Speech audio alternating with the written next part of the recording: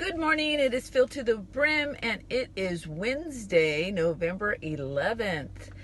And the Lord is speaking to us. He loves to speak to his children. He is waiting to speak to us when we awake. And some of us, the Lord even spoke to us in the night. And you know what? Sometimes he wakes us up to tell us some things, even in the night. And last night, the Lord really stirred my heart about our storms. And he is saying today that he is clearing the path through the storm. He is clearing the path through the storm.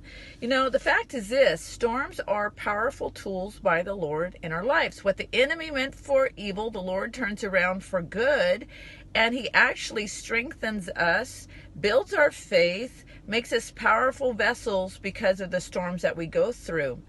So he is telling us today, you know, in the midst of your storm, some of you which have been in storms for a long time, he says, I'm clearing the path. Now, when he says he's doing this, there's some things that he is doing. First of all, he is clearing out any idolatry in our life. See, what happens is that we can cling to things for strength that we shouldn't be clinging to. We can look to things or people or other things outside of the Lord for our strength. Let me read this, Isaiah 57:13 and 14. When you cry out for help, let your ridiculous idols save you. See, this is the Lord saying that.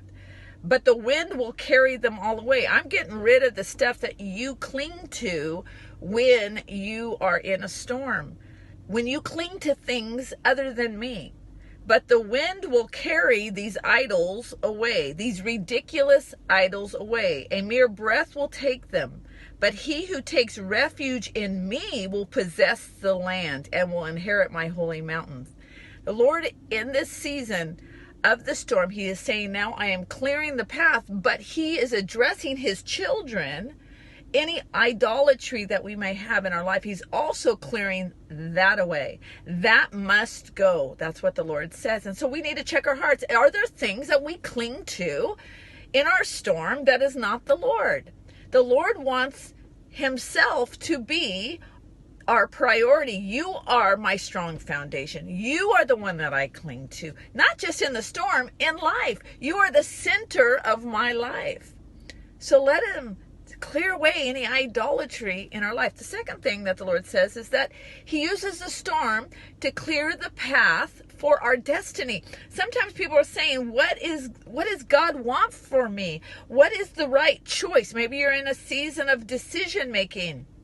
And the Lord says, I'm going to clear the path so that you know the right decision, what your destiny should be. The illustration here is Exodus 14:21. This is when the Israelites have come to the Red Sea. Exodus 14:21, then Moses stretched out his hand over the sea, and the Lord swept the sea back by a strong east wind all that night and turned the seabed into dry land.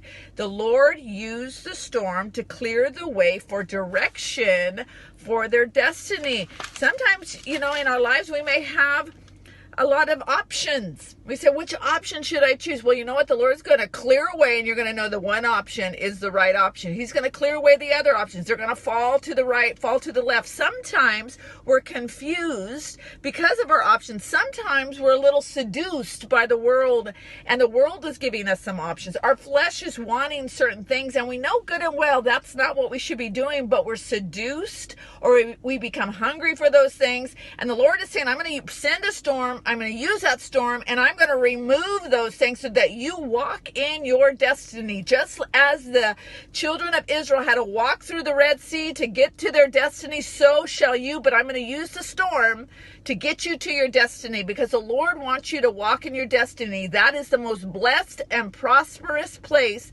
that you can be, is in the destiny that he has for you. He's also using the storm to clear the path that we would be obedient to him. You know, one of the greatest challenges for children is obedience, to submit ourselves, to submit our will to his will. You know, Jonah is an example of this. Jonah was a prophet of God, and God had called him to do something. He didn't want to do it. He didn't want to go to Nineveh. So he got on a ship in another direction, and God sent a storm to address Jonah's disobedience, and it affected everybody on that ship. And finally Jonah said, I know what's going on here. This storm is from the Lord because he's addressing my disobedience. And this is what happens in Jonah chapter 1 verse 4. The Lord hurled a great wind on the sea, verse 15 of chapter 1. So they picked Jonah up and threw him into the sea, and the sea stopped raging. The fact is this: the Lord sends storms to get us back on the path of obedience. We can try to pray away that storm, but the Lord says, you know what? You're just pretty much on the wrong path, and you have been willfully disobedient, and you know it. Quit trying to justify it. Quit trying to blame anybody around you on that boat of yours. No, it's you, and you need to get your heart right because you haven't wanted to do what I have asked you to do. See, he uses storms to get us to obey. Have we been in disobedience in any way? Even some subtle disobedience nobody knows about but you. And then there's a storm. The Lord uses it to get us to obey.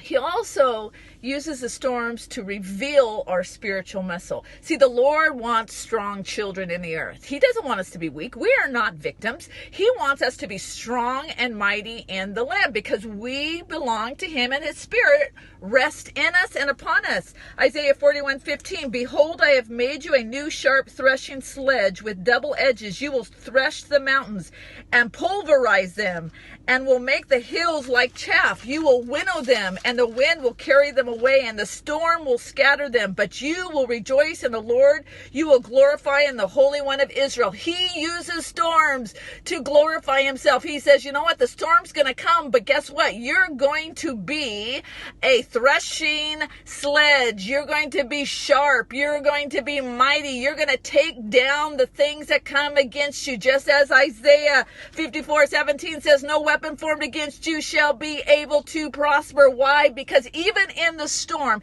even in the things that come against you, even in the weapons that are formed against you, I'm going to exalt my child to say, you will come out victorious. You are going to stomp on the enemy. The enemy is defeated. You are champion. Why? Because I am champion and I dwell in you. So it's time for the storms to clear up. He's clearing the path. He's making the path. But he's addressing things in our life. Are we depending on the wrong things? On man? On the world? Are we in disobedience? Are we confused because we're seduced by some other options in the world, by our own flesh, and we're kind of wanting certain things that the Lord says, no, that's not your destiny. You know, bring this word to the Lord today in your own life. He's clearing the storm. It's time. It's time for the storm to be cleared away. So let him do it. Pray about this word. God bless you. I love you. Have a great day.